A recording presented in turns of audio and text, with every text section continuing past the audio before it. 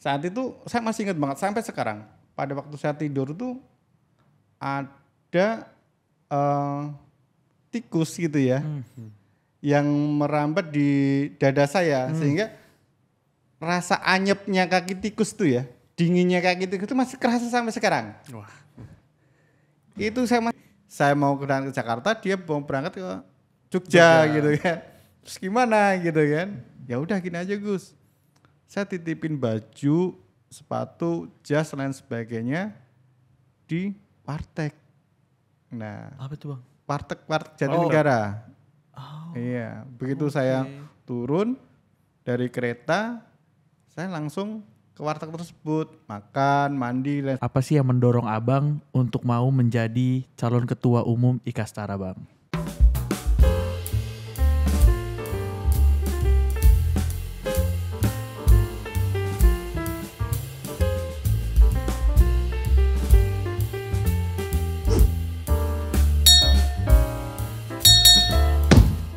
Halo, selamat malam semuanya. Kembali lagi di Aktif Mencari Tahu Podcast bersama gue Bian. Saya Richard. Oke, dalam malam ini kita masih dalam edisi mencari calon ketua umum Ikastara. Terus malam ini kita ada kedatangan Abang. Mungkin Abang dipersilakan memperkenalkan diri dulu Bang.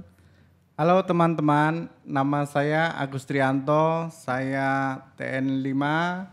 Saya asalnya dari Sragen, Pandanya dulu di Jawa Tengah ya, Panda 4 di Ponorogo kalau nggak salah ya. Oh, Ya. dulu kalau Panda 4 di Ponorogo berarti masuknya kayak kodamnya gitu ya Bang ya? Kodam 4 di Ponorogo gitu Bang? Ya betul sekali, jadi oke. dulu kita tesnya itu sesuai dengan pak kodamnya tersebut. Oke, siap Bang. Oke Bang, malam ini kan kita mau cerita-cerita ya sebenarnya singkatnya pengen mengenal Abang lebih dalam lagi. Nah, untuk awal-awal ini Bang, mungkin Abang bisa ini Bang menceritakan gimana awal cerita Abang bisa masuk ke TN Bang. Coba cerita awalnya gimana Bang? Nah, ini ceritanya menarik sekali nih. Jadi saya sebenarnya juga tidak pernah ada keinginan masuk TN sebenarnya ya. Kebetulan pada waktu itu saya lagi selesai acara kalau nggak salah itu cap 3 dari jari di SMP 5 Sragen ya. Oke. Kebetulan saat itu saya SMP Negeri 5 Sragen. Terus kemudian selesai acara cap 3 jari itu kan saya lagi main-main tuh ceritanya sama teman-teman saya, satu geng gitu ya bertiga. Saya motoran naik ke Gunung Lawu gitu ya. Di sana itu niatnya sebenarnya cuma pengen cari durian aja gitu kan. Nah, pas pulang bertiga itu kebetulan hujan tuh ceritanya. Begitu hujan nggak sengaja itu kita itu pas mampirnya itu di SMP Negeri Sambirjo Sragen. Jadi itu di daerah gunung gitu ya. Yang dulu kita melihat SMP Sambirjo itu kayaknya SMP Desa ya. Padahal SMP saya kan SMP 5 itu kan SMP kota. Nah pada waktu kita berteduh di terasnya sekolah itu di SMP Sambirjo itu saya melihat ada sebuah poster. Poster tentang SMA Taruna Nusantara. Nah, satu yang terbersih dalam hati saya apa? Wah, kayaknya gagah-gagah ya gitu kan, atletis bodinya, rapi, dan satu lagi gratis. Nah, Oh iya betul. jadi saat itu kita itu merasa senang banget lihatnya, sampai kita tuh merasa terkesima gitu ya. Nah, saat itu juga di dalam hati saya itu ada keinginan, terbesit keinginan bahwa saya pengen masuk SMA Taruna Nusantara gitu ya. Hanya terbesit aja, masalah caranya seperti apa saya belum tahu sama sekali gitu ya. Nah pada waktu itu nggak sengaja itu bukan nggak sengaja ya dari guru BP itu memberikan pengumuman siapa yang mau mendaftar SMA Taruna Nusantara gitu ya. Nah, kebetulan saat itu saya berminat gitu ya, berminat dan ingin mendaftar, tetapi kurang pede juga. Kenapa kurang pede? Karena saat itu kan teman-teman saya itu banyak yang lebih tinggi, banyak yang secara fisiknya itu kayaknya dia lebih cocok sih jadi tentara gitu kan. Karena dulu kita mikirnya kan kalau masuk SMA Taruna Nusantara itu harus masuk tentara kan? Identiknya gitu ya Bang ya. Iya betul identiknya, sehingga saya merasa kurang pede. Apalagi saat itu kan juga fisik saya tidak semaco teman-teman yang lain gitu kan. Nah dari situlah ketidakpedean itu ada, tetapi saya pengen nyoba. Nah rasa pengen nyobanya ini tuh lebih besar daripada rasa ketidakpedeannya. Oh, oke. Ya. Pada waktu itu ya kita nyoba gitu ya, sampai mungkin guru itu nggak percaya kalau saya daftar SMATN gitu ya. Karena kan dulu saya SMP itu terkenal maksudnya orang yang kalem gitu ya, orang yang lembut gitu kan, terus lebih banyak view pengetahuan agamanya kan lumayan gitu ya. Jadi guru-guru itu juga merasa yang bener nih kamu masuk TN gitu kan. Nah apalagi saat itu pada waktu di Kodim Sragen itu ya, itu saya lagi sakit kaki saya, sehingga saya pada waktu baris berbaris itu agak sedikit pincang gitu kan, karena sakitnya tadi kan. Baris berbaris kita nahan sakit nih ceritanya gitu ya. Nah dari situlah ada beberapa tantangan juga, tantangan psikologis yang harus saya lewati saat itu gitu ya. Tetapi alhamdulillah di Kodim Sragen itu saat itu kan penilaian masalah akademik ya, administrasi gitu ya. Saat itu memang saya merasa pede dari sisi administrasi karena memang saya termasuk NEM tertingginya itu saat itu tertinggi di SMP Negeri 5 Sragen gitu ya. Nah, begitu juga dengan nilai-nilai rapot gitu ya. Kebetulan juga saya juga saat itu ranking 1 di kelas gitu ya. Seperti itu. Nah, cuma yang nggak pede itu masalah fisik saya.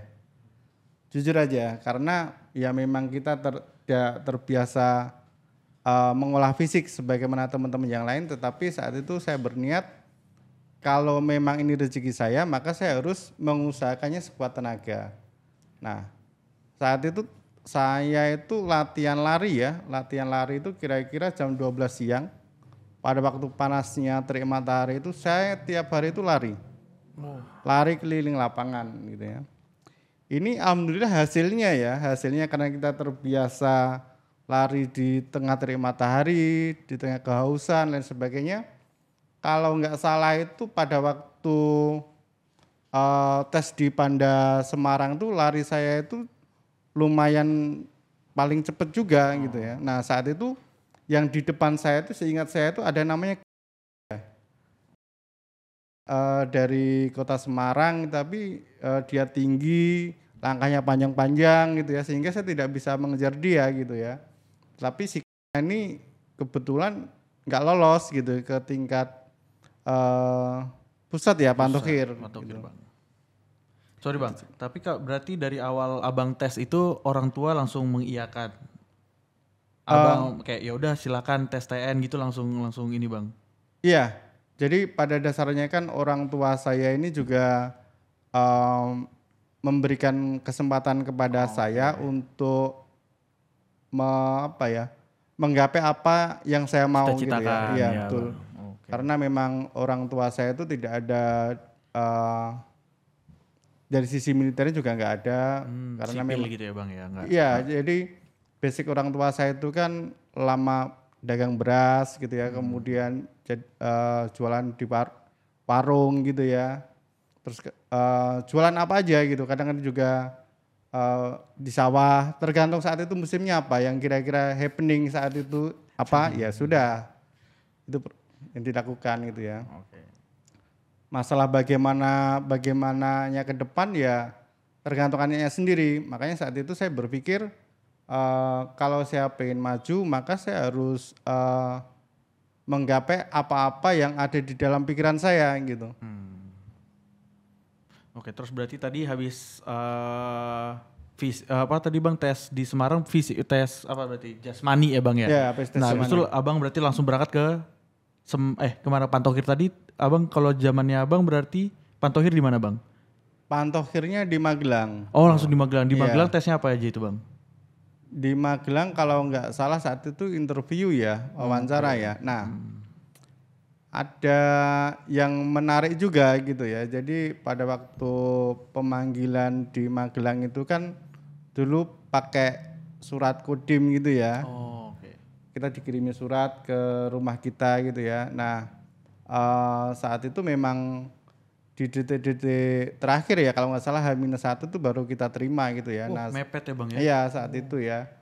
Nah saat itu juga kita kan koordinasi sama teman-teman berangkatnya bagaimana lain sebagainya. Saat itu memang ada teman saya yang dari Sragen gitu ya. Kebetulan juga lolos juga untuk Pantohir itu namanya Nanang Indarjo gitu ya. Ini beda dari teman abang yang 3 naik ke laut tuh beda lagi bang? Beda.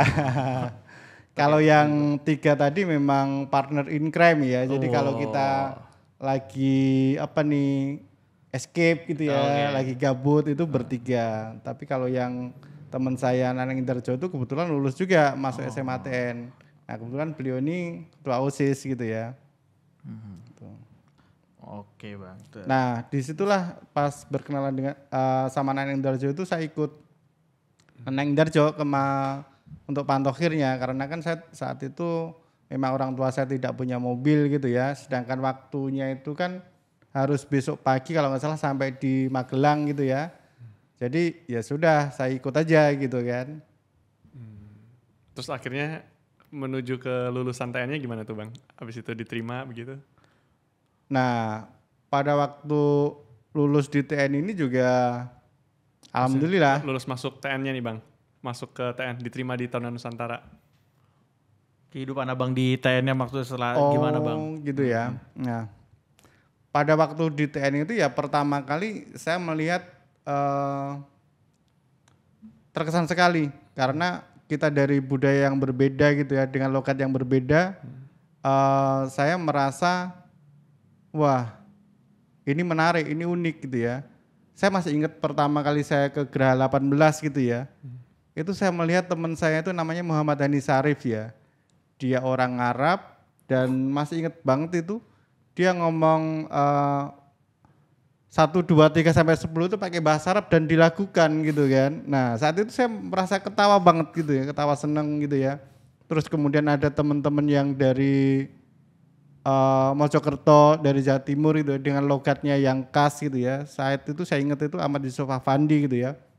Dengan gaya Jawa Timurannya gitu ya. Terus kemudian Novianto juga dengan gaya Jawa Timurannya. Dan mungkin teman-teman TN5 pada ingat juga, mungkin saat itu saya juga dengan Jawa medoknya gitu ya. Jadi masing-masing tuh punya kekhasan gitu ya.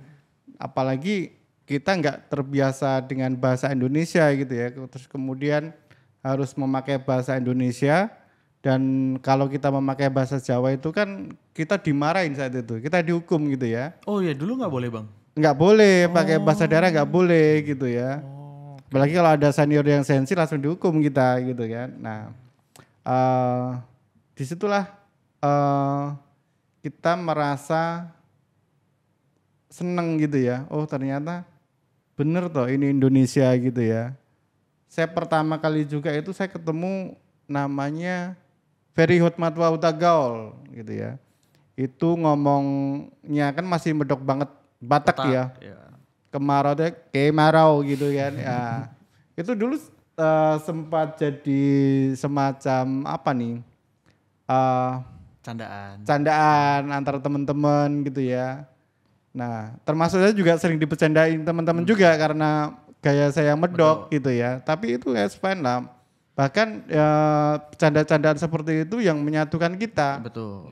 Sampai sekarang juga gitu ya. Alhamdulillah di TN5 itu karena kita sering bercanda, karena kita sering ngusilin teman gitu. Akhirnya tidak ada yang merasa baperan. Iya. Justru di situ kita itu tambah kompak gitu ya. Kita nggak ada sakit hati, marah satu sama yang lain, seperti itu sih. Baru tahu juga, Pak. Ternyata cerita baru juga, ternyata dulu nggak boleh ya pakai bahasa daerah ya.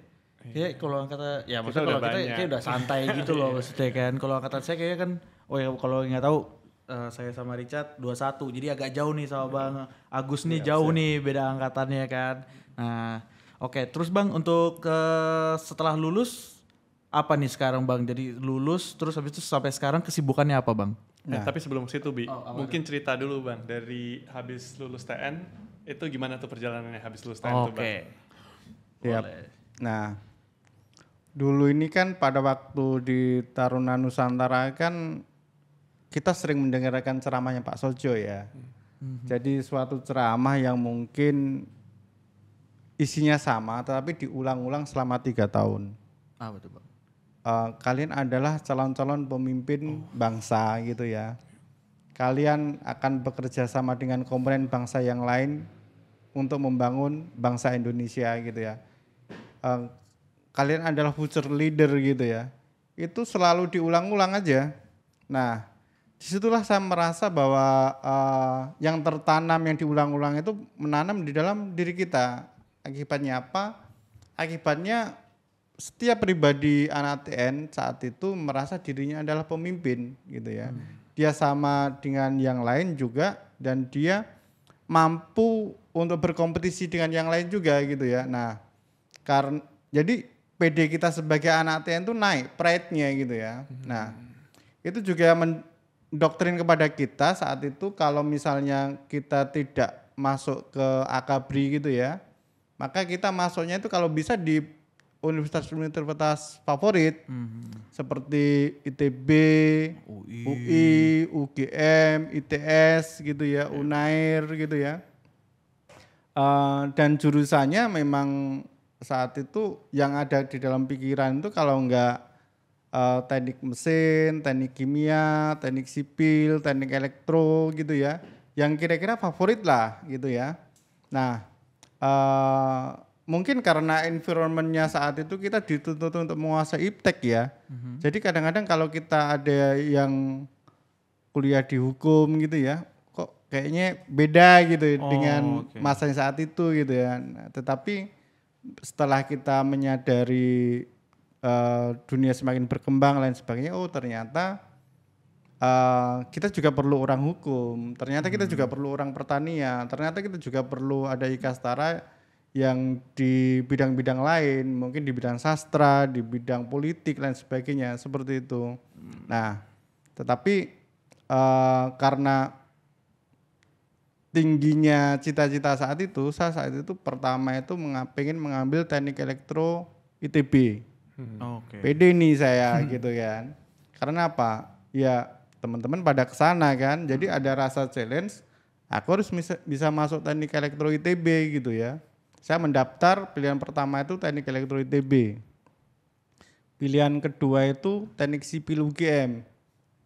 Pilihan ketiga kalau nggak salah akuntansi UGM. Jadi memang semuanya wah saat itu ya gitu ya. Gitu lah. Nah, saya juga daftar di PLB Culuk diterima, terus kemudian daftar di STAN juga diterima. Tetapi saat itu memang keinginan kuat saya pengen masuk teknik elektro ITB gitu kan. Nah begitu UMPTN diumumkan, disitulah mental saya terbanting. Ternyata saya gagal UMPTN gitu kan. Nah di situ sedih iya gitu kan, sedih iya. Terus saya harus kemana lagi gitu kan.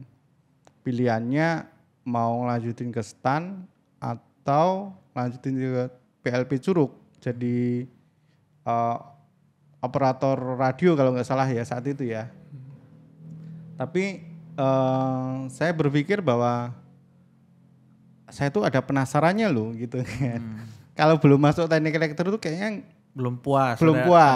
Belum ada sesuatu yang pencapaian selesai penasarannya gitu ya. Maka saat itu saya memutuskan untuk ya sudah saya berhenti dulu setahun sambil saya mempersiapkan diri untuk masuk teknik elektro lagi gitu ya. Nah disitulah ada semacam tekanan mental juga. Ternyata anak TN nganggur ya gitu ya. Oh oke. Ternyata anak TN nggak dapat sekolah ya gitu ya. Nah disitulah challengingnya.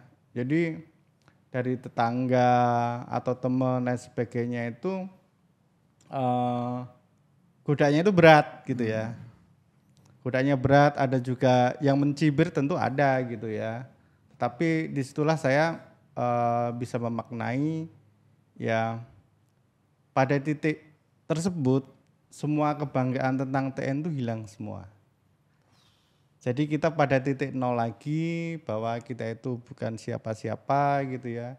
Kita itu tidak ada kebanggaan gitu ya. Yang ada ya saat itu ya kita harus memulai sesuatu dengan yang baru, dengan mental baru. Maka saat itu saya persiapan selama setahun itu untuk tembus UMPTN gitu ya. Nah di masa-masa persiapan itulah saya benar-benar serius tuh. Karena saya pernah merasakan gagal. Saya pernah merasakan dicibir. Mungkin saya juga pernah merasakan tidak pede gitu ya. Tapi saya ingin membuktikan bahwa saya mampu gitu ya. Makanya rasa untuk membuktikan bahwa saya mampu itu besar sekali gitu ya. Begitu tahun kedua saya nyoba, tetapi saya juga agak sedikit realistis. Dalam artian begini, kalau tahun pertama pilihan saya itu ITB Teknik Elektro sama UGM Teknik Sipil, nah ini saya turunkan. Saya turunkan grade-nya, pilihan pertama itu Teknik Elektro UGM gitu ya. Oke. Pilihan kedua itu Teknik masih Sipil UGM gitu kan. Nah pilihan ketiga masih juga ekonomi UGM. Cuma pilihan pertamanya aja yang saya turunkan dari ITB ke UGM. Di situ mulai saya harus ngatur strategi juga karena jangan sampai saya jatuh untuk yang kedua kalinya kan. Betul. Nah disitulah saya memutuskan bahwa saya harus berhasil dan saya juga ada sesuatu yang memang harus saya tekan gitu ya dari keinginan-keinginan saya. Karena jujur aja menjadi mahasiswa ITB saat itu keinginan gitu ya, keinginan kuat gitu ya. Tetapi setelah lulus dari UGM baru saya menyadari kalau saya di UGM itu ternyata hikmahnya luar biasa. Setelah saya lulus ya, dan saya menyadari itu setelah saya lulus, kalau mungkin dulu saya memaksakan masuk ITB, mungkin saja saya nggak akan lulus gitu ya, karena beratnya biaya tentunya gitu ya, atau mungkin kalau saya ITB mungkin pergaulannya lain sebagainya gitu ya. Tapi begitu saya di UGM, alhamdulillah Allah tuh pilih yang terbaik buat kita gitu, sesuai dengan kemampuan kita, dan kita akan dipertemukan dengan orang-orang yang apa yang kita pikirkan gitu kan. Disitulah saya menemukan suatu komunitas yang positif ya di UGM itu ya. Begitu juga saya dulu juga aktif di beberapa organisasi seperti HMI Dipo gitu ya. Saya juga pengurus HMI Dipo Korfak Teknik gitu ya. Saya juga di ROIS, Sesi Kerohanian Islam Teknik Elektro UGM gitu ya. Nah, saya juga bergaul dengan organisasi lain, tetapi ada satu juga tentu yang paling berkesan buat kita dan paling mana adalah keluarga Muslim Teknik. Nah, di situ saya mendapatkan mentor ya, mentor dalam hal kalau kita curhat gitu ya, kalau kita ada masalah atau apa, saya mendekatnya ke siapa. Saya tuh masih ingat banget itu saya punya murabi ya, itu Mas Imron Rusadi Teknik Elektro 96 itu ya. Kalau saya cerita sesuatu, ada masalah apa, saya cerita kepada beliau gitu ya. Karena prinsipnya orang merantau kan harus punya teman. Betul. Harus punya teman dekat supaya apa nih? Supaya kita kerasan kan? Iya betul. Nah disitulah saya merasa dengan Mas Imron tuh saya merasa seperti kakak beradik. Nah saya masih ingat banget itu ketika itu beliau saya ajak curhat gitu ya. Jadi kan ada fase-fasenya ya, fase-fasenya mahasiswa itu dia pertama kali menyesuaikan dengan lingkungan kampus, terus kemudian dia merasa agak sedikit pengen struggle, terus kemudian dia pengen menemukan jati diri gitu. Nah, pada waktu semester 6 itu saya berusaha untuk menemukan jati diri ya. Itu dengan apa nih? Dengan berbagai macam kegiatan rutinitas itu sudah mulai bosen. Jadi saya pengen saat itu mondok. Nah saat itu di Jogja itu masih banyak pondok-pondok apa nih yang mirip rumahnya jadikan pondok buat teman-teman yang satu pemahaman gitu ya. Nah saat itu saya mondok di tempatnya Kiai Nakman Jaini gitu ya. Disitulah saya belajar bahasa Arab, belajar fikih, belajar lain sebagainya. Tetapi tidak semua hal itu ternyata sesuai dengan keinginan kita. Yang enggak sesuai dengan keinginan kita adalah begitu saya mondok di tempatnya Kiai Haji Nakman Jaini itu, saya mendapatkan kamar itu di bawah apa nih? Langit-langit genteng itu. Yang di kuda-kuda itu. Oke. Paham kan? Iya. Panasnya gitu kan. Nah, langsung kayak gitu ya Bang ya. Langsung. Ya. Saat itu saya masih ingat banget sampai sekarang. Pada waktu saya tidur tuh ada tikus gitu ya. Yang merambat di dada saya sehingga rasa anyepnya kaki tikus tuh ya, dinginnya kaki tikus itu masih kerasa sampai sekarang. Wah. Itu saya masih ingat banget itu. Nah, disitulah saya sempat berpikir juga, ini saya jujur aja nggak cocok sama tempatnya, tapi saya suka suasananya, teman-temannya gitu ya. Jadi tidak ada sesuatu tuh yang sesuai dengan keinginan kita semua gitu. Nah, maka saat itu saya bingung juga mau pindah atau enggak. Saya ngobrol sama murabi saya tadi, Mas Imron Rusadi tadi, teknik elektro 96, saya bilang, Bang keadaannya saya itu cocok sama lingkungan dan teman-temannya di pondok ini gitu. Tapi saya nggak cocok sama tempatnya, apakah saya perlu pindah atau tidak gitu lah. Nah saat itu Bang Imron mengatakan, Gus boleh jadi kamu membenci sesuatu, tetapi sesuatu itu terbaik bagi kamu. Boleh jadi kamu menyukai sesuatu, tapi sesuatu itu mungkin buruk bagi kamu gitu kan. Nah, disitulah saya coba memahami apa perkataannya Mas Imron tadi. Nah, setelah berjalannya waktu, ternyata yang susah kita dapatkan itu dan anugerah itu adalah lingkungan. Lingkungan itu tidak bisa kita beli gitu ya. Tetapi masalah kamar, masalah tempat itu bisa kita beli. Nah, di tahun kedua alhamdulillah di pondok itu gitu ya, dibangun lagi kamar-kamar gitu ya.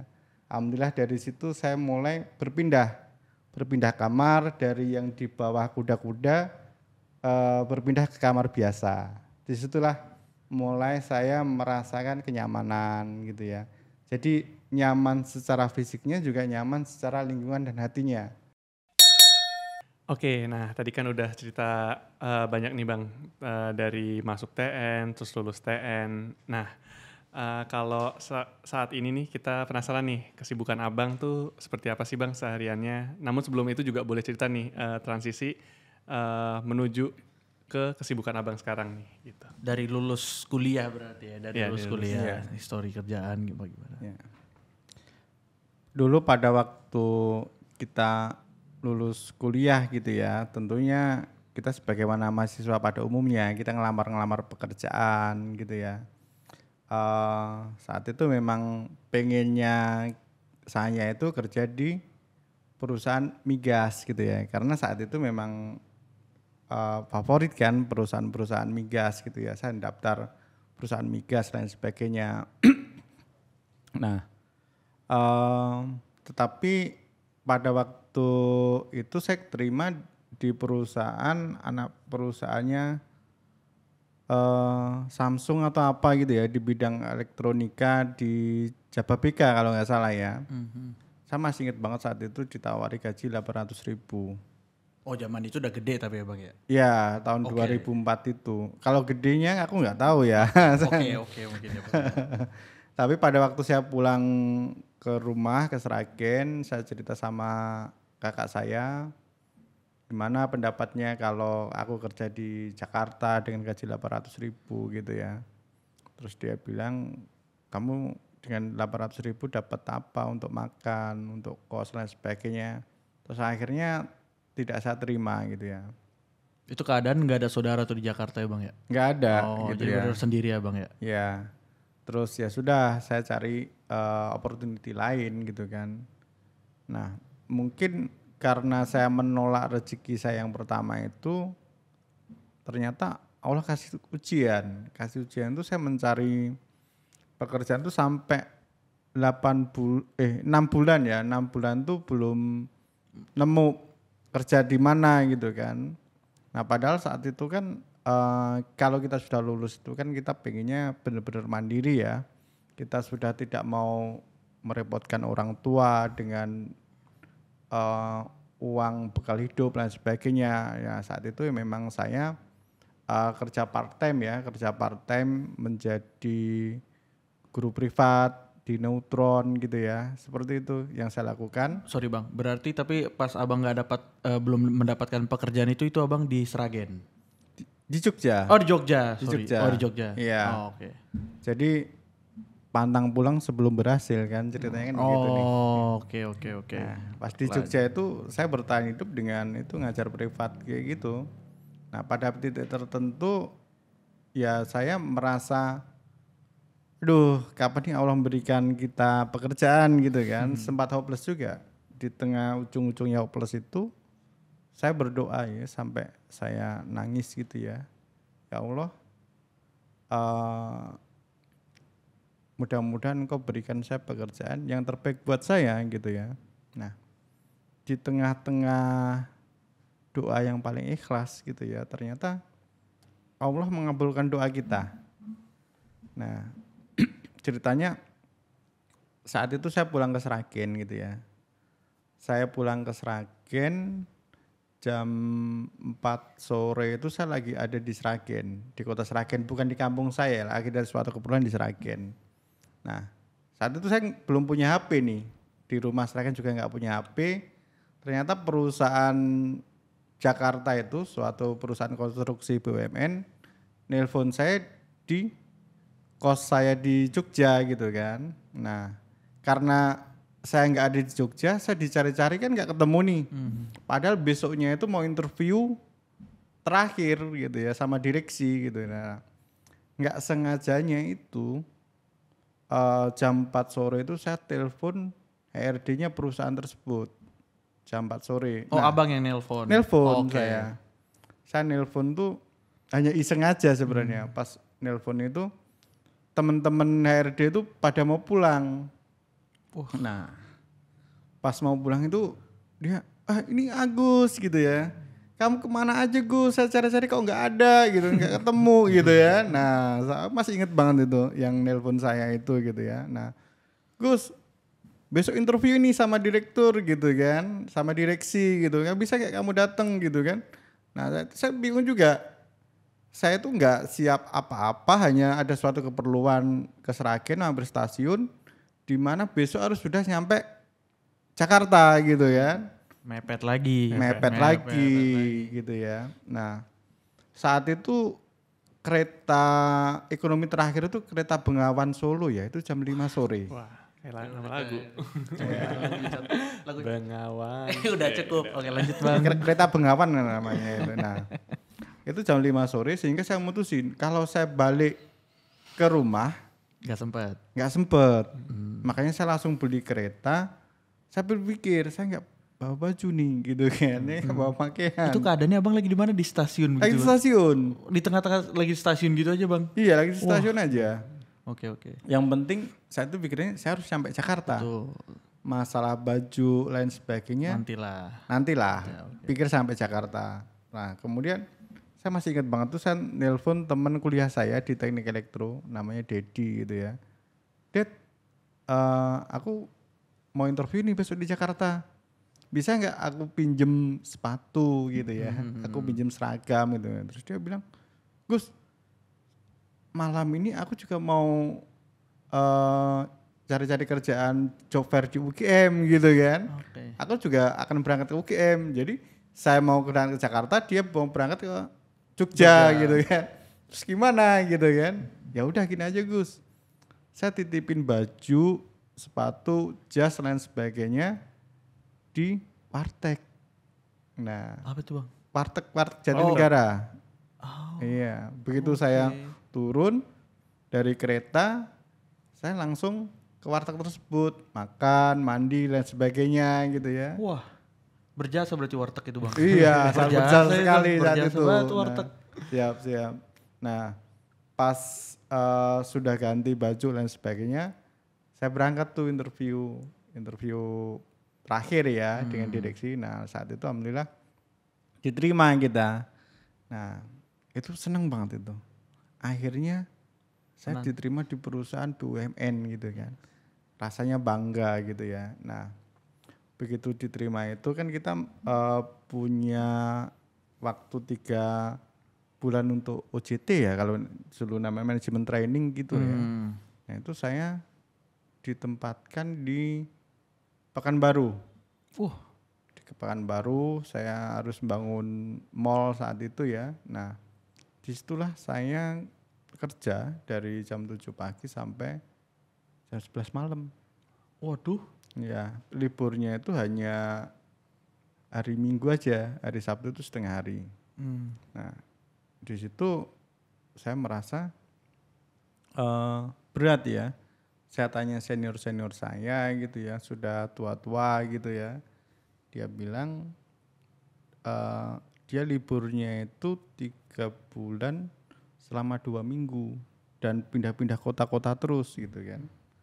Saya melihat kalau saya di sini, saya akan seperti senior saya ini, hidup dari project ke project gitu ya.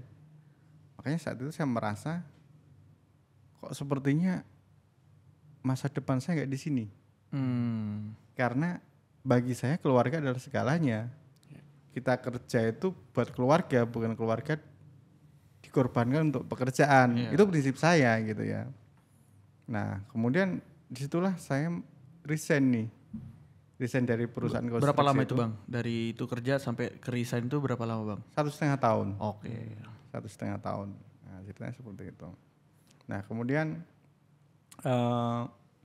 resign, terus kemudian masuk perusahaan lagi gitu ya, di konsultan gitu ya. Itu juga seperti itu. Ternyata kerjanya juga sama. Dari pagi sampai malam juga. Nggak betah juga. Nah, itu saya kira-kira hanya 3 bulan. Waduh. Setelah 3 bulan, saya resign, pamit. Itu Jakarta juga itu? Jakarta juga. Bang. Nah, saat itu kan kita kan sebagai mahasiswa teknik elektro itu punya idealisme lah. Ya kalau bisa ya saya kerja di bidang keelektroan gitu ya. Nah saat itu saya diterima ke perusahaan di kontraktornya PLN gitu ya. Nah ini pas banget nih dengan keilmuan saya gitu ya. Saya bisa mengetahui banyak hal tentang listrik gitu ya, tentang PLN. Saya bangun saat itu Gardu Induk 150 kV di Tarahan sana. Tuh mulai banyak belajar dari upgrade tuh pengetahuan tentang keelektroannya gitu ya.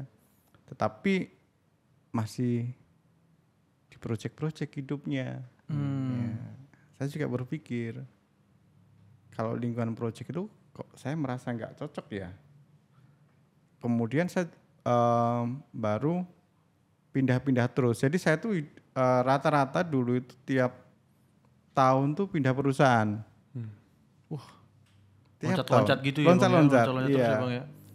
Ya karena banyak hal, karena pengen gajinya naik, karena pengen pengalamannya naik gitu ya. Atau juga karena saat itu ditawari temen gitu ya. Sampai akhirnya saya masuk Pertamina. Nah di Pertamina ini juga saya nggak sengaja itu sebenarnya, saya juga nggak pernah ngeplay gitu ya. Tapi karena ada teman itu yang mungkin tahu kinerja saya itu bagus dan orangnya nggak neko-neko, saya dikasih informasi, ini ada rekrutmen pegawai permanen nih, coba aja gitu ya. Nah dari situlah dia sudah memilih saya, mantan calon user saya sudah memilih saya kemudian ke interview lain sebagainya, sampai akhirnya lolos gitu ya. Selama 12 tahun di Pertamina gitu ya, itu kan orang selalu mengalami fase ya. Fase di mana kita itu selalu bergeser fasenya. Dari pemenuhan kebutuhan pokok, terus kemudian fase aktualisasi diri dan sebagainya seperti itu. Segitiga Maslow. Ya, segitiga Maslow itu akan kita lewati. Ya. Ya pada akhirnya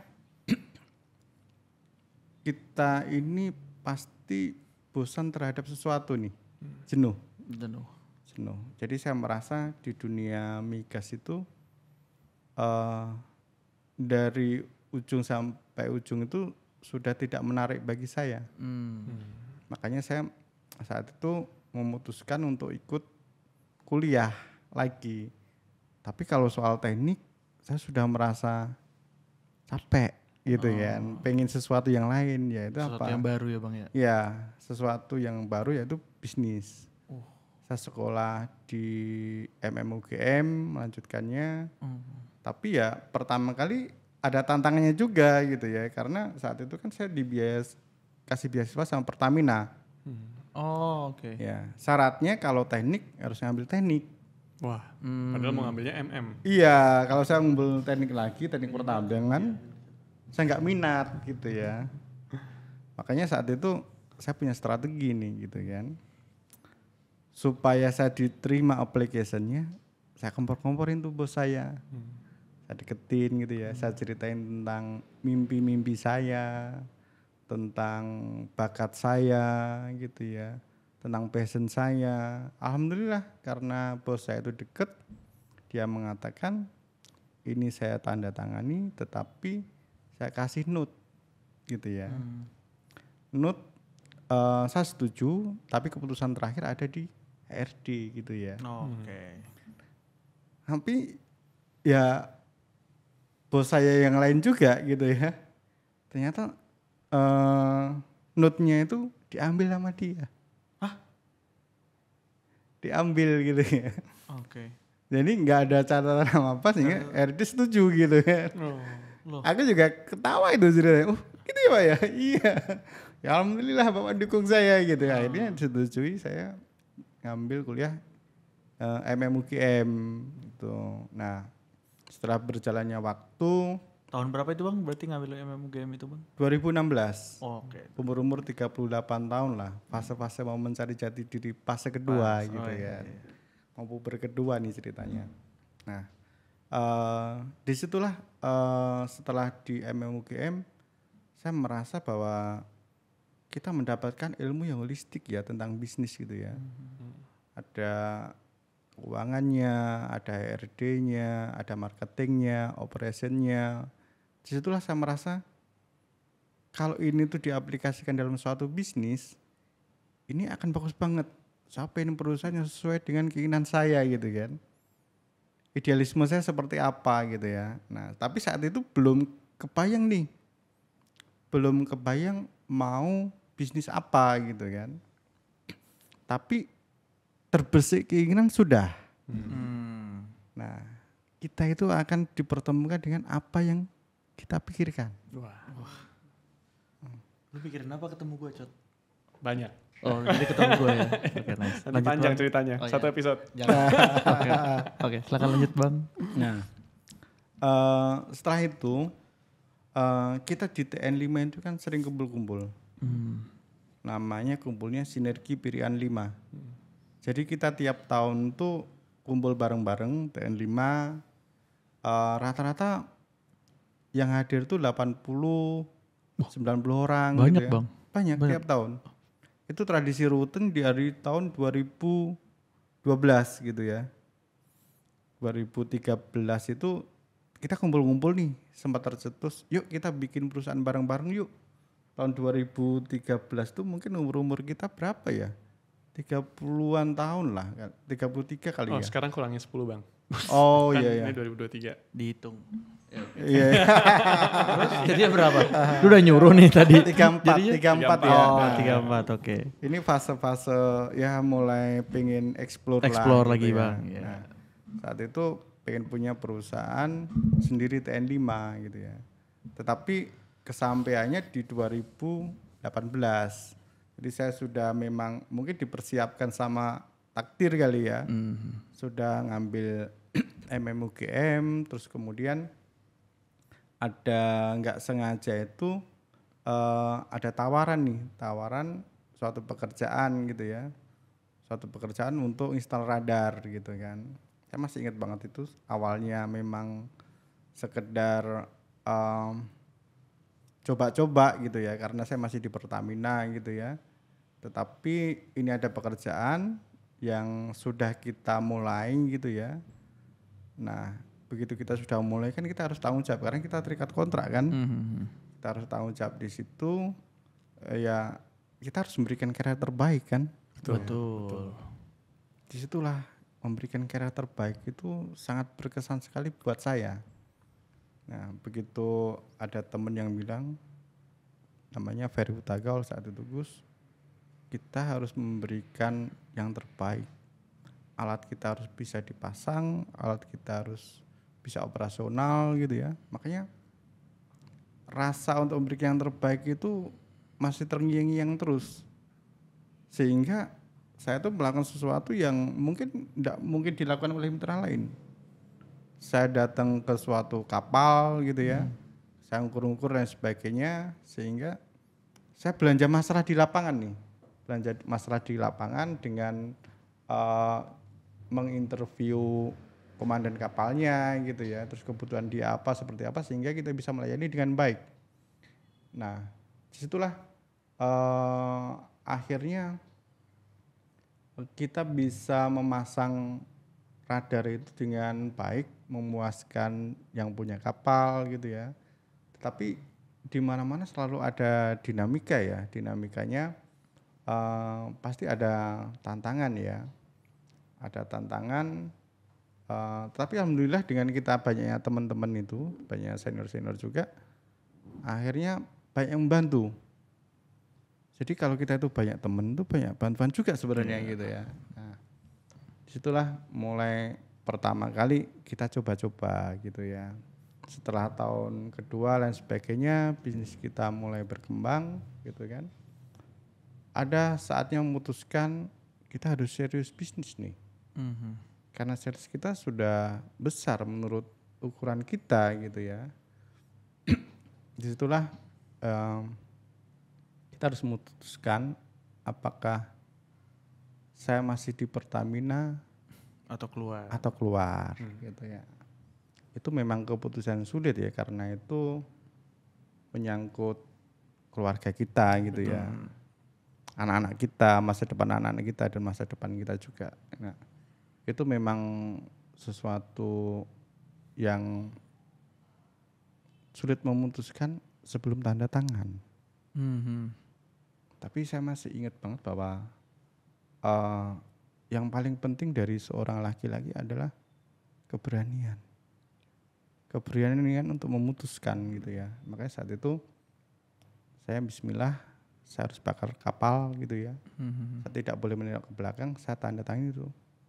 Surat resign itu, begitu saya tanda tangan saya merasa plong. Kayak ada beban. Ya, di samping itu juga saya juga sudah 2 kaki kan, antara di Pertamina sama menggeluti usaha Nusa 5 ini gitu ya. Nah, begitu perusahaan sudah mulai berkembang gitu ya, saya juga menyampaikan kan tentang perkembangan Nusa 5 ini kepada stakeholdernya Nusa 5, yaitu TN5 semuanya di forum Sinergi Pirian 5 gitu ya. Di forum Sinergi Pirian 5 tahun 2022 ya, di PMPP Sentul itu saya sampaikan tentang perkembangannya perusahaan kita gitu ya. Eh, Disitulah saya bangga dalam artian begini ya. Kita ini TN5 bisa mengawali membuat suatu perusahaan yang menyatukan kita semua. TN5 bersatu di situ antara kepentingan bisnis dengan kepentingan sosial. Di mana perusahaan PT Sinergi Karya Nusa 5 ini adalah perusahaan yang sahamnya itu dimiliki oleh yayasan. Yayasan Taruna Nusantara 5. Ini kan tujuannya mulia. Untuk membantu teman-teman kita gitu yang lagi kesusahan atau mungkin yang lagi kena PHK atau mungkin ada teman-teman kita yang baru pangkat mayor tetapi meninggal dunia. Ini kan masih punya 2 anak yang masih SD gitu ya. Kita berpikir bagaimana untuk membiayai anak-anak teman-teman kita ini. Dengan apa? Dengan yayasan membantu. Semakin banyaknya kebutuhan-kebutuhan TN5, tentunya yayasan itu harus punya aktif income kan. Nah, diambil dari mana nih? Kalau passive income kan kita bisa iuran bareng-bareng nih.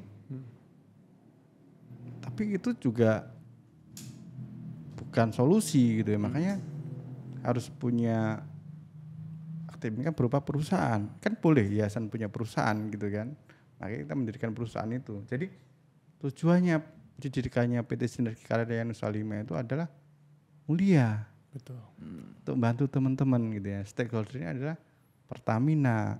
Stakeholder adalah teman-teman TN5 gitu ya. Nah, disitulah ada sesuatu yang menjadi cita-cita bersama, sesuatu yang menyatukan gitu ya. Apalagi kalau di TN5 ini kan banyak nih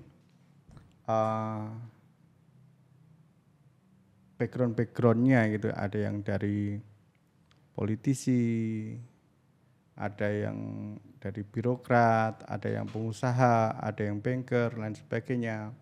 Dan alhamdulillah Nusa 5 itu bisa mendapatkan kepercayaan, mengambil kepercayaan dari teman-teman nih.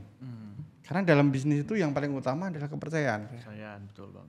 Kalau kita itu sudah kehilangan kepercayaan maka habis kita, selesai diri kita. Nah disinilah kita pengen membuktikan pada teman-teman kita bahwa kita mampu, kita bisa melakukan sesuatu yang suatu saat akan dinotis oleh teman-teman kita. Gitu ya.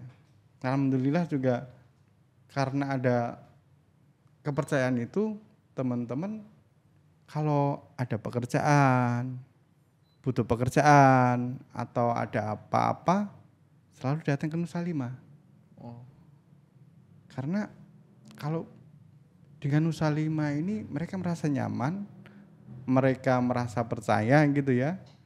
Dan yang paling penting adalah kebersamaan dan kekeluargaannya. Kemanfaatannya Nusa 5 itu bukan untuk saya, bukan untuk orang lain, tetapi untuk TN5 juga. Nah, ada suatu cita-cita mulia yang disampaikan teman saya pada waktu SPL tahun 2022 ya, di Birgif PIK Jaya Sakti itu, teman saya itu namanya Edward Situmorang gitu ya. Dia menyampaikan kepada saya, Gus, aku ketemu kamu itu 12 tahun yang lalu di Pertamina. Sekarang sudah 12 tahun. 12 tahun lagi aku akan pensiun, Gus. Dan waktu itu cepet banget. Saya pengen kita itu punya rumah. Nusa 5 itu adalah rumah kita bersama. Yang nanti kalau kita pensiun, kita masih bisa bekerja di situ. Kalau kita punya anak, anak kita masih kerja di situ. Kita punya saudara, masih bisa kerja di situ. kalau kita pengen berbuat baik kepada orang dengan padat karya, kita juga bisa mempekerjakan banyak orang. Kita juga bisa mengaplikasikan idealisme kita dalam bentuk pembangunan dan sebagainya. Jadi yang ada di dalam benak saya ini, saya diamanahi oleh teman-teman TN5 untuk membangun rumah masa depannya TN5. Ini yang membuat saya harus memang benar-benar menjaga Nusa Lima ini gitu ya. Tuh. Wow. Keren sekali. Keren banget. Itu ide yang jadi panutan banget sih. Iya, di betul. Angkatan dari TN5 itu. Betul. Apa, Semoga ide- kayak angkatan lain yang muda-muda pun kalau bisa nyontoh ya kan. Itu Panutan karena banget. cita-citanya sangat-sangat bagus, mulia banget ya kan. Mulia sekali. Untuk Membantu sesama angkatan ya. bahkan keluarga-keluarganya Keluarga-keluarganya juga, juga iya loh. kan, sangat-sangat mulia banget ya. Wow, keren banget. Oke, tadi kita sudah mendengar panjang lebar dari Bang Agus ya kan. Mungkin untuk selanjutnya Bang, ini ada pertanyaan yang mungkin mulai mengarah kepada pemilihan calon ketua nih Bang. Pertanyaannya, apa sih yang mendorong Abang untuk mau menjadi calon ketua umum Ikastara Bang? Siap. Makasih ya, ini pertanyaan agak serius. Kalau tadi kan kita ngobrol-ngobrol, sekarang serius. Tapi saya berusaha untuk menjawabnya dengan hati ya. Siap. Karena ini adalah bagian dari pengalaman saya gitu ya. Value-value saya selama saya hidup gitu ya. Jadi dulu pada waktu di Pertamina saya ambil bagian dalam menginstal fasilitas onshore di Balongan dan juga di lepas pantai gitu ya. Di situ saya pengen mempunyai legasi, suatu warisan apa yang kira-kira bisa saya merasa bangga terhadap proyek tersebut. Yaitu saya cari bahwa selama ini kita memakai standar Amerika, NEC gitu ya, di mana kalau kita beli lampu, beli kabel, beli dan sebagainya itu harus impor dari Amerika gitu kan. Nah, saya kepikiran standar Indonesia itu kan standar Eropa, di mana lampu itu tegangannya 220 volt. Kalau Amerika itu 120 volt loh, beda. Sehingga semuanya itu kita beli dari luar negeri. Saya berpikir kita harus memberdayakan kandungan lokal kan, produk lokal. Makanya saya merubah standarnya itu dari Amerika ke Eropa. Nah, begitu fasilitas onshore dan offshore itu dipasang, saya itu kalau lewat Balongan atau mungkin lewat Pantura itu lihat fasilitasnya atau teringat daerahnya itu merasa senang. Karena saya punya kontribusi di situ. Abang ada karya abang di situ Ya, betul. Makanya saya berpikir di Ikastara ini kita ini harus memberikan sumbangan ya. Kontribusi apa yang bisa kita lakukan gitu ya terhadap Ikastara. Kenapa? Karena itu jati diri kita loh, Ikastara itu. Dimana saya dulu yang nggak punya cita-cita pengen kuliah, yang menemukan brosur SMATN itu nggak sengaja. Iya. Sekarang bisa kuliah S1, S2 gitu ya, bisa kerja di Pertamina. Sekarang bisa membawa PT Sinergi Nusa 5, menyatukan TN5. Ini kan karena didikan SMATN. Kita punya hutang nih untuk bayar kepada SMATN. Ikastara dan SMATN itu kan ibarat dua mata uang, dua sisi mata uang. Kalau Ikastara bagus, SMATN akan bagus kan? Kalau alumninya jelek, SMATN juga akan jelek. Begitu juga kalau SMATN itu kira-kira sudah tutup, Ikastara akan menjadi cerita masa lalu, iya kan? Makanya kita harus memperkuat ini. Memperkuat SMATN juga dengan memperkuat alumninya. Begitu juga sebaliknya. Inilah hutang kita kepada kampus kita tercinta. Zamannya kita dulu ini kan, maaf ya, karena kita gratis gitu ya. Jadi ada doktrin kalian tuh makan uang rakyat. Masih ingat nggak? Oh kalian nggak gratis ya. Kita udah berbayar bang. Iya. Kita udah berbayar. Nah itu tuh mengena banget nih. Dan itu kita rasakan bahwa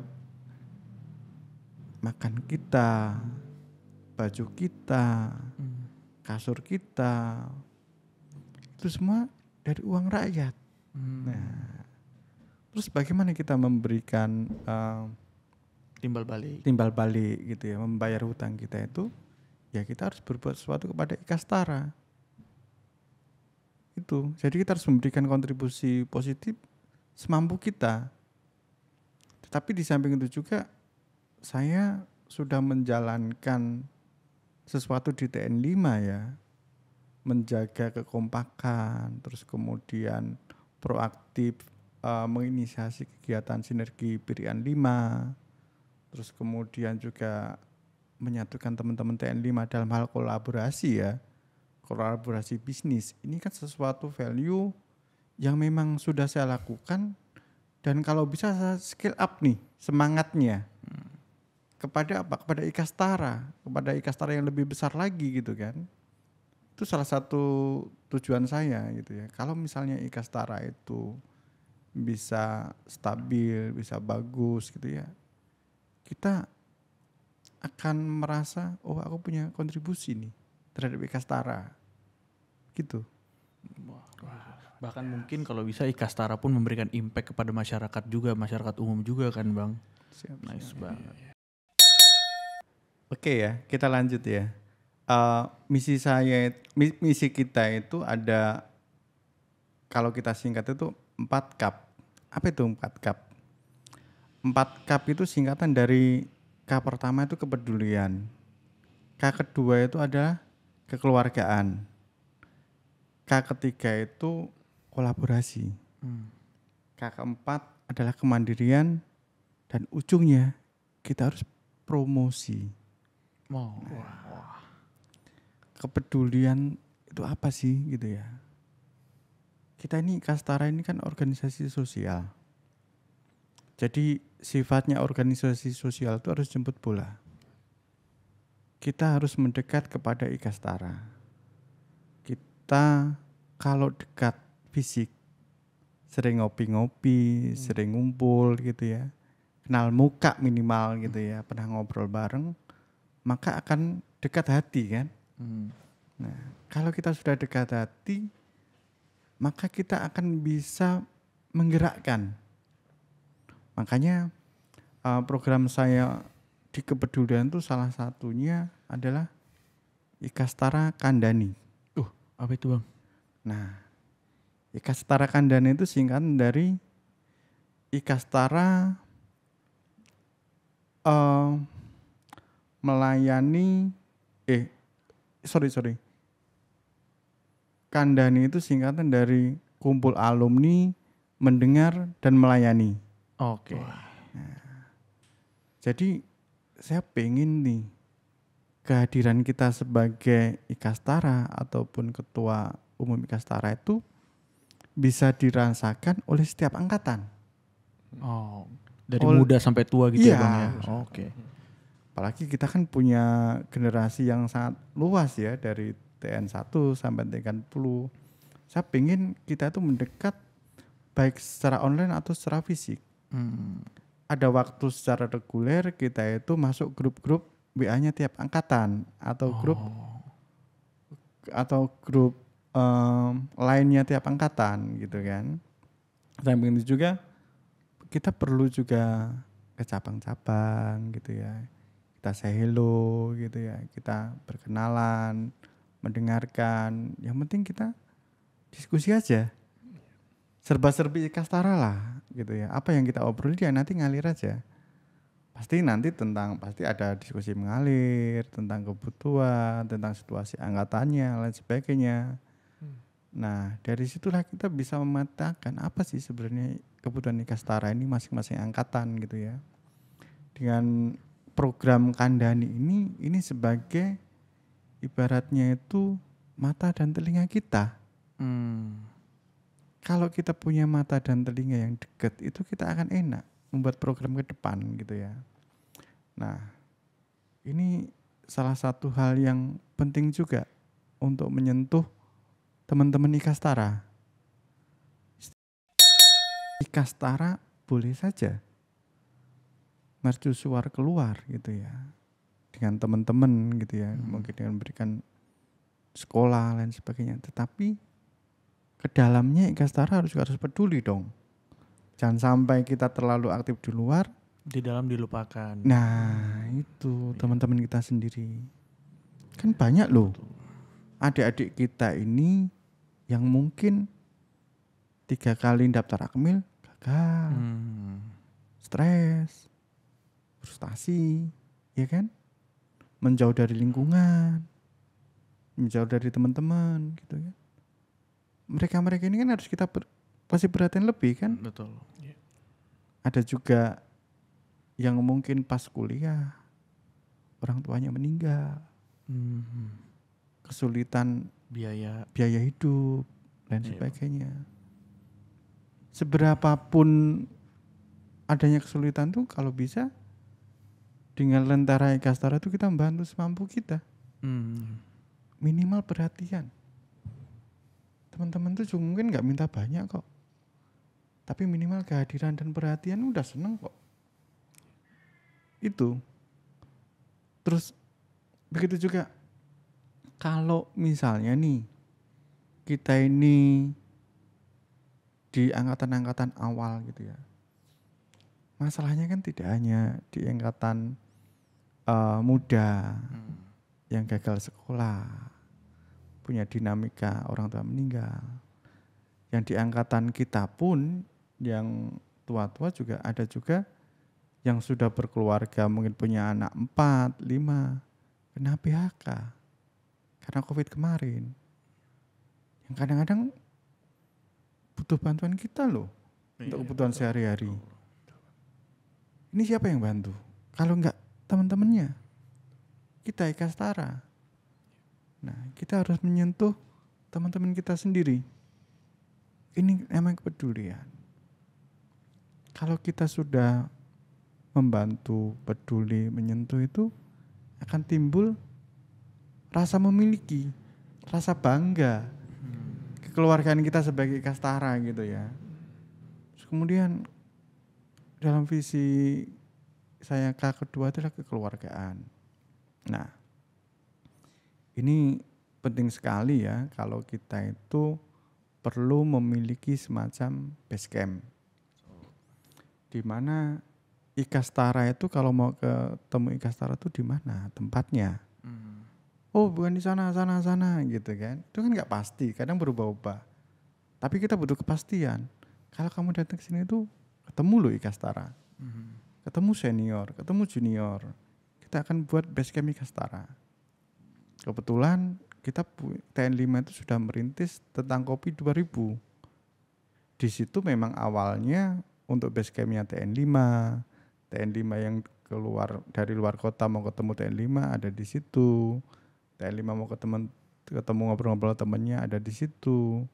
Yang dimana di situ ada kafenya. Artinya apa? Supaya kita suasananya santai, suasananya hangat gitu ya.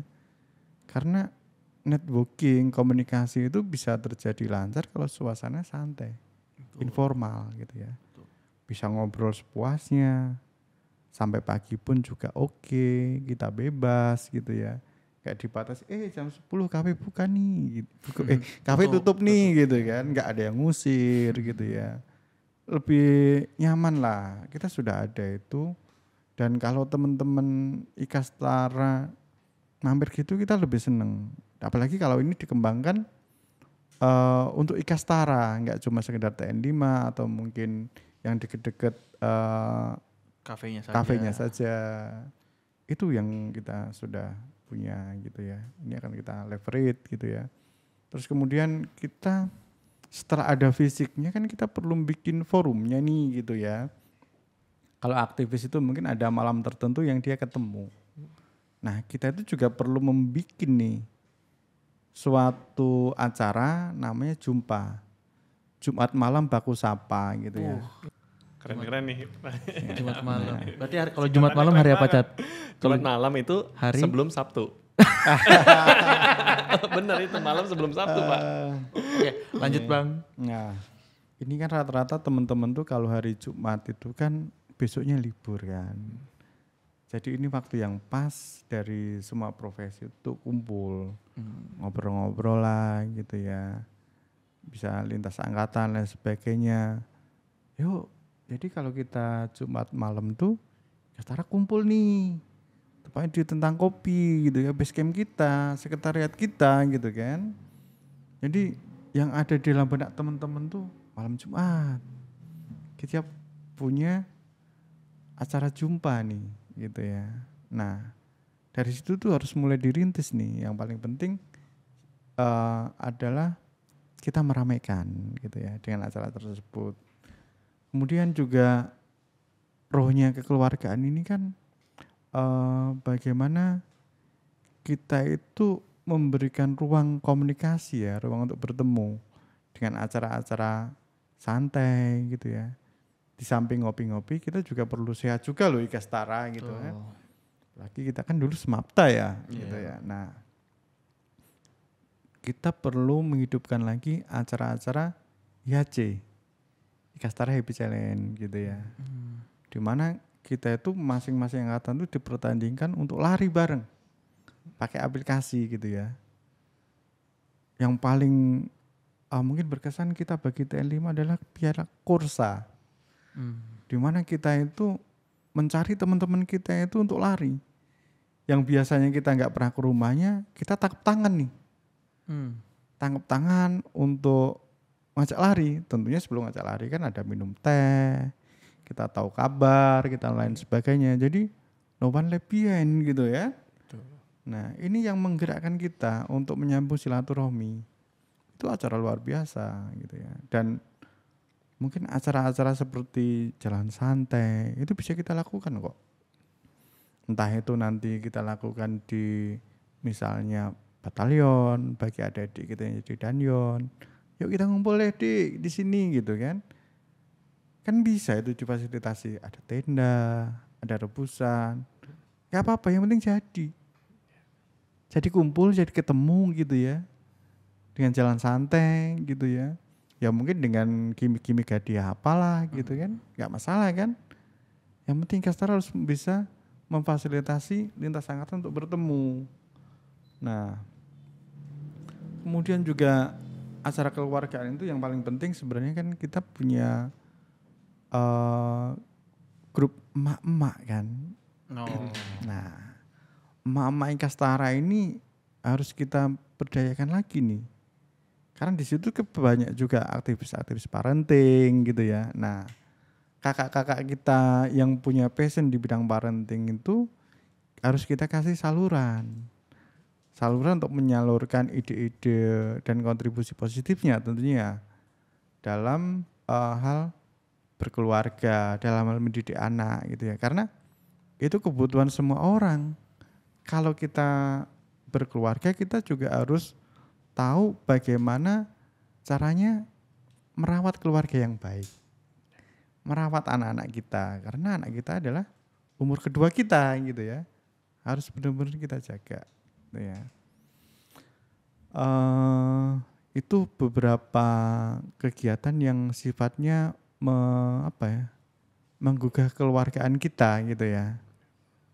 Itu yang prakeluarga tentunya sebagai organisasi yang dimana angkatan muda itu baru masuk bergabung di Kastara, kalau bisa kita jemput pula juga. Kita harus mendekat kepada yang baru lulus nih gitu kan. Dengan apa nih? Penyambutan mahasiswa baru. Supaya adik-adik kita itu bisa langsung terkonek dengan senior-seniornya itu lebih gampang. Acaranya mungkin makan-makan santai gitu ya. Kita ngobrol-ngobrol, kenal dengan abangnya.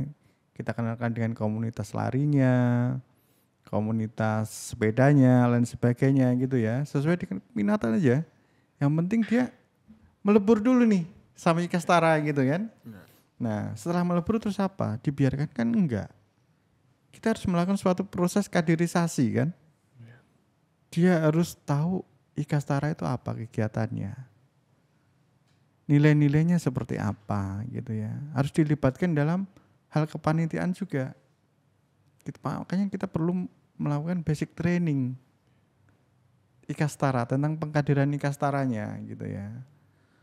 Kemudian juga Ikastara juga perlu hadir, wajib hadir itu dalam acara-acara non formal seperti klub-klub yang ada di Ikastara, sepeda, olahraga, sepak bola dan sebagainya. Karena disitulah Ikastara itu kalau sudah hobi mau meluangkan waktu. Kadang kan orang diajak ngopi-ngopi belum tentu mau nih. Karena beberapa alasan. Tapi kalau sudah hobi, mau nggak? Pasti mau, hobi kok gitu kan. Nah, itu peluang-peluang yang harus dimanfaatkan Ikastara untuk hadir. Kemudian yang keempat adalah kemandirian. Ini sebagai organisasi tentu Ikastara harus mandiri kan, harus bisa menghasilkan dana sendiri gitu ya. Kita zaman dulu di HMI gitu ya, kita melakukan kegiatan pun kita meminta sumbangan kan, sumbangan yang halal kan gitu ya, dari dosen-dosen kita lain sebagainya. Nah kita pun juga nanti kalau bisa juga mencari sponsorship dari alumni gitu ya, dari teman-teman kita atau mungkin dari pihak-pihak lain gitu ya yang terkait dengan Ikastara gitu ya. Itu sponsorship. Di samping itu juga kita juga wajib menggerakkan namanya perhimpunan, itu kan ada sesuatu yang wajib yaitu iuran. Nah, iuran itu harus kita tarik lagi nih.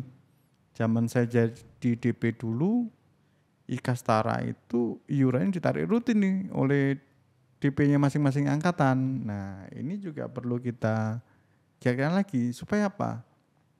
Ada sesuatu yang diberikan kepada Ikastara dan ada kewajibannya Ikastara untuk berkontribusi lewat iuran gitu ya.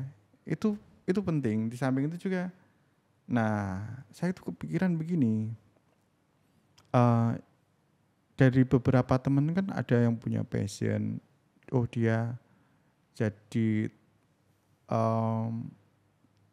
trainer untuk dive gitu ya, untuk untuk olahraga apa macam-macam. Nah kita bisa mengadakan kursus-kursus seperti itu, yang dimana sebagian fee-nya itu buat Ikastara. Ada hal menarik itu pada waktu saya ke Malang kemarin gitu ya, Bang, kira-kira apa nih Bang yang bisa mengkonekkan Ikastara Pusat sama Malang gitu kan. Terus supaya connect itu harus ada medianya. Media trade off-nya apa nih kira-kira kita cari. Kalian di Malang itu kan punya Bromo, ya kan? Pasti anak-anak TN itu sama keluarganya pasti pengen ke Bromo. Kalau ke Bromo, apa yang diinginkan? Mobil Jeep kan? Oh iya betul Bang. Bisa aja Ikastara Malang tuh punya mobil Jeep. Nanti yang promosikan siapa? Ikastara. Ikastara dapat visi, misalnya berapa? 5% atau berapa? Monggo aja kan? Sehingga ada keterkaitan nih hubungan. Mungkin tiap bulan ada 5 rombongan Ikastara, ya enggak apa-apa. Tapi ada komunikasi. Dan ada air yang mengalir juga gitu ya. Itu salah satu kemandirian yang pengen kita gerakkan juga gitu. Jadi enggak cuma sekedar selo gitu ya, tapi ada nilai kemanfaatannya juga gitu ya. Kemudian kolaborasi ya. Nah, kolaborasi itu hal yang penting nih. Narik konco-konco dalam hal positif kan gitu ya, konco-konco yang berkompeten dan sebagainya. Nah,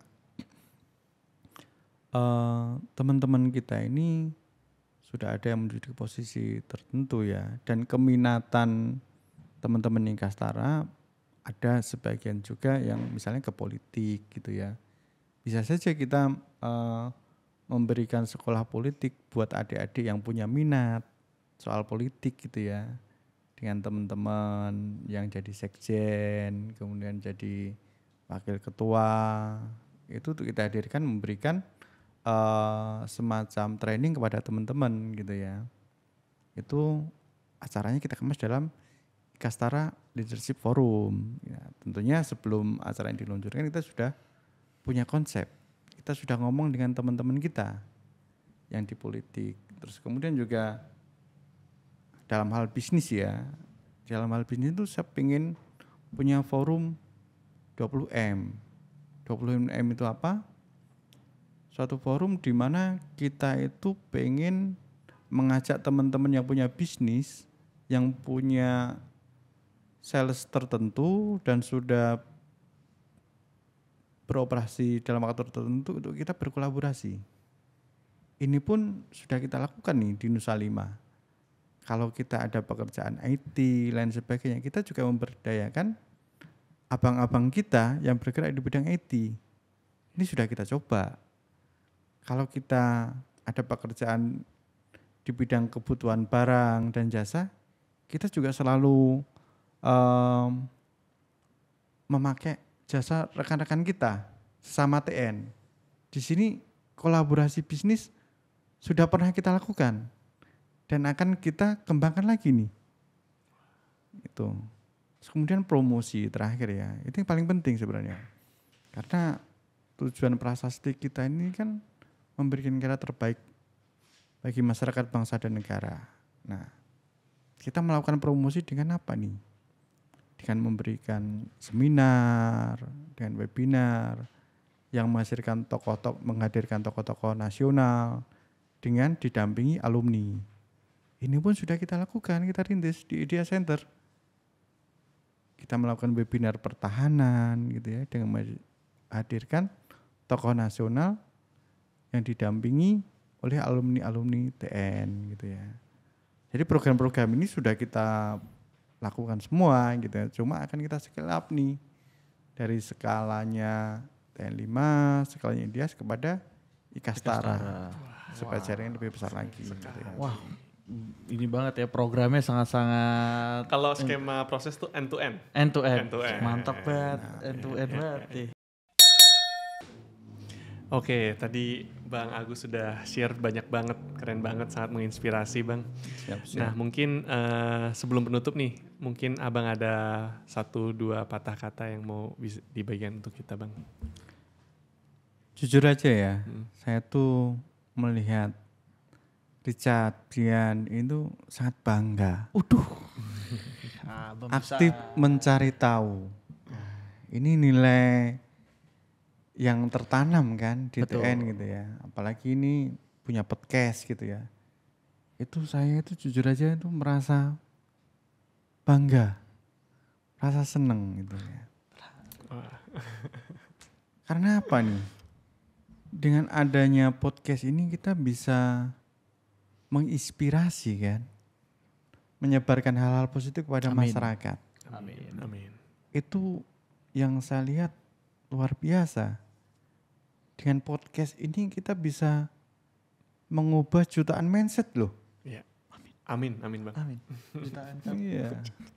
Kalau yang nonton mudah-mudahan sampai Amin. jutaan kan, Amin. subscribernya gitu kan. Iya Bang, betul. Kita doakan. Nah, kebetulan juga saya lihat Inkastara ini juga punya resources resources untuk dijadikan narasumber yang menginspirasi. Betul Bang. Banyak itu. Iya. Ada juga yang punya usaha kuliner sukses gitu kan. Ada juga yang punya perkebunan sukses, ada juga yang punya lele sukses gitu kan. Ada juga yang pembibit anggrek sukses gitu kan. Nah, mereka ini kan punya sisi-sisi positif. Sisi-sisi yang bisa kita gali tuh inspirasinya seperti apa. Kok sampai mereka memutuskan seperti itu dan sebagainya.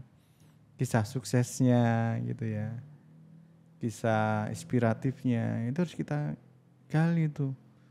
Jadi banyak sekali di internal Nikastara yang bisa kita jadikan storytelling untuk inspirasi masyarakat, bangsa, negara, dan dunia gitu kan. Ini lebih simpel nih untuk berkarya gitu ya. Berkarya melalui podcast gitu ya. Kalau kita membina karir itu untuk jadi direktur gitu mungkin perlu bertahun-tahun kan, 20 tahun atau mungkin menjadi jenderal butuh 25 tahun berkarir gitu kan. Tapi dengan podcast ini kan teknologi bisa mempercepat bagaimana kita memberikan karya terbaik kan. Ini saya bikin saya bangga, apalagi judulnya Aktif Mencari Tahu. TN banget nih. Keren banget ya Bang ya. Yeah. Keren banget. Wah, banyak banget sudah kita ngobrol dari tadi, Cat. Banyak yang kita dapat Banyak yang kita dapat dari Bang Luar Agus. biasa, Thank Bang you Agus. banget. Bahkan Terima dari kasih. TN5 juga kita udah dapat cerita banyak Oh, banget, itu sangat menginspirasi. Iya kan? Panutan. Panutan banget.